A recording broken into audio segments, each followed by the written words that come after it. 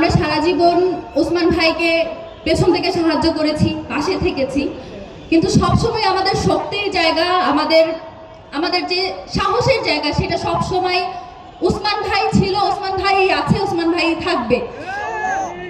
আমাদের আজকে এখানে এসে যখন আমরা কথা বলছি, আপনাদের কাছে আমি একটা প্রশ্ন রেখে যেতে চাই, ওসমান ভাইয়ের ঘটনাকে কোনো বিচ্ছিন্ন ঘটনা, এই কথা বলার সাহস, এই অডাসিটি, এই ইন্টারিম গভর্নমেন্টের সময়ে একজন ইসি কিভাবে পায় সেই কথা বলার সাহস করে, এবং সে এখনো পর্যন্ত তার পদবহাল আছে কি করে? আপনারা যখন এখানে এত মানুষ আছেন, আপনাদের কাছে আমার প্রশ্ন, তাই সে কি তার পদে বহাল থাকতে পারে?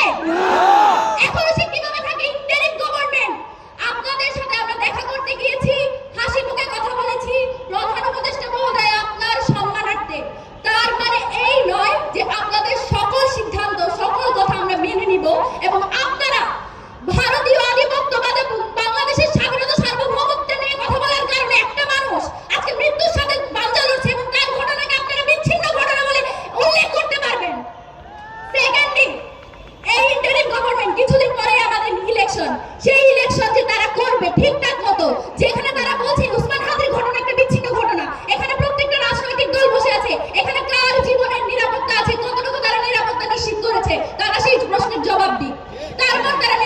তারপর তারা বলুন যে এই ইলেকশনটা আমরা চাই, এবং এই ইলেকশন হবে, আমাদের যে ভোট বিপ্লব, সেটা হবে আওয়ামী লীগের সবচেয়ে বড় পরাজয়। সেই পরাজয় নিশ্চিত করার আগে আমাদের নিরাপত্তা, এখানে যে সকল রাজনৈতিক দল আছে তাদের নিরাপত্তার জন্য আপনারা কি করেছেন সেটা আমাদেরকে চাক্ষুষভাবে দেখাবেন। এবং আরো একটা যেটা কথা, আজকে আমার ভাই আহত হয়েছে প্রায় 3 দিন, 72 ঘন্টার বেশি সময় আমার ভাইকে বিদেশে যেতে হয়েছে। আমরা কোনোদিন আসলে চিন্তা করি নাই যে ভাই এরকম নিস্তেজ অবস্থায় বিদেশে যাবে, এবং আমাদেরকে চোখের পানি সহ তাকে বিদায় দিতে হবে। আমাদের বিশ্বাস ছিল যে ভাই রাষ্ট্রীয় সফরে এমপি হওয়ার পরে বিদেশে যাবে, আমরা তাদের কাছে বিভিন্ন জিনিস উপহার আনার জন্য তার কাছে আমরা হাসি মুখে চাইতাম। আজকে আমার ভাইকে এভাবে বিদায় দিতে হয়েছে। এখনো পর্যন্ত যে সকল অপরাধী অপরাধ সংঘটিত করেছে, এবং খুব স্পষ্টভাবে একটা কথা আমরা ইনকিলাব মঞ্চ থেকে জানাই, এখানে কিন্তু কোনো একক বা 2 জন শুটার এখানে কিন্তু ইনভলভ না, এখানে কিন্তু পুরো সিন্ডিকেট কিন্তু এখানে জড়িত আছে। এবং আমাদের কাছে এটা স্পষ্ট যে এখানে বিভিন্ন রাষ্ট্রীয় সংস্থার একটা অংশের প্রত্যক্ষ মদত আছে। সেই মদত কারা দিয়েছে, কারা এখনো বিপ্লবী সরকার, যে বিপ্লবী সরকার ইন্টারিম সরকার, সেখানে বসে এখনো কারা হাসিনার কারবার সার্ভ করে, সেটা আমাদের কাছে স্পষ্ট করতে হবে। আমরা শুধু একজন শুটার, তার কেউ, তার শালিকা, তার প্রেমিকা, তাকে গ্রেফতার করেছে, এইসবে আমরা সন্তুষ্ট নই। আমরা পুরো সিন্ডিকেটকে জীবিত অবস্থায় গ্রেফতারকৃত এবং বিচারের আওতাধীন দেখতে চাই। সেটা আমার ভাই সুস্থ হয়ে ওঠার আগে। এবং আরো একটা কথা যেটা আপনাদেরকে বলতে চাই, বিভিন্ন সময়ে আমাদের রাষ্ট্রের তরফ থেকে জানানো হয় যে আপনাদের নিরাপত্তা ঝুঁকি আছে, আপনারা সাবধানে থাকবেন। আমরা কি এখন দুর্নীতি করে গাড়ি কিনবো